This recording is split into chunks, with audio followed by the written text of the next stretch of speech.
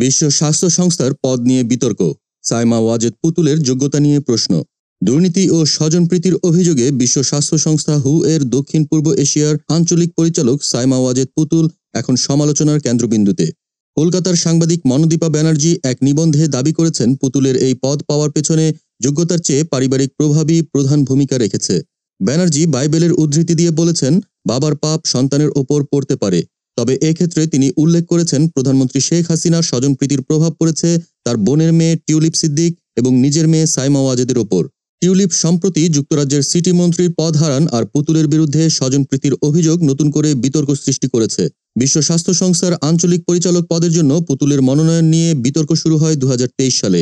আন্তর্জাতিক স্বাস্থ্য বিষয়ক জার্নাল ল্যান্সেট তাদের এক সম্পাদকীয়তে পুতুলের যোগ্যতা নিয়ে প্রশ্ন তোলে।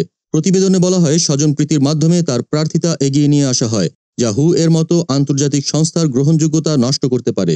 ব্রিটিশ সংবাদ মাধ্যম ফিনান্সিয়াল টাইমস আরও গুরুতর অভিযোগ এনে জানায়, পুতুলের বিরুদ্ধে মূল প্রতিদ্বন্দ্বী ছিলেন নেপালের শম্ভু আচার্য, যিনি হুতে 30 বছর কাজ করেছেন এবং জনস্বাস্থ্যে পিএইচডি ডিগ্রিধারী।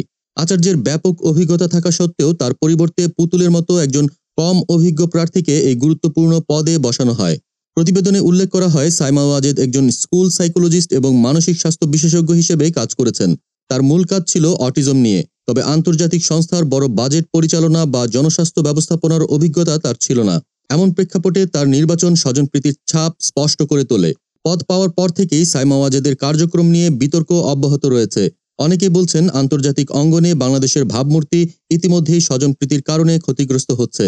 আর এই বিতর্ক শুধু হু নয়, গোটা বাংলাদেশের স্বাস্থ্য খাতের বিশ্বব্যাপী গ্রহণযোগ্যতাকে প্রশ্নবিদ্ধ করছে। জনমনে প্রশ্ন থেকে যায়, পুতুলের এই পদ ধরে রাখা কি বিশ্ব স্বাস্থ্য সংস্থার জন্য দীর্ঘমেয়াদী সমস্যার সৃষ্টি করবে, নাকি এই বিতর্ক সঠিক তদন্তের মাধ্যমে নতুন আলোর মুখ দেখবে? দেশ জগৎ ডেস্ক নিউজ।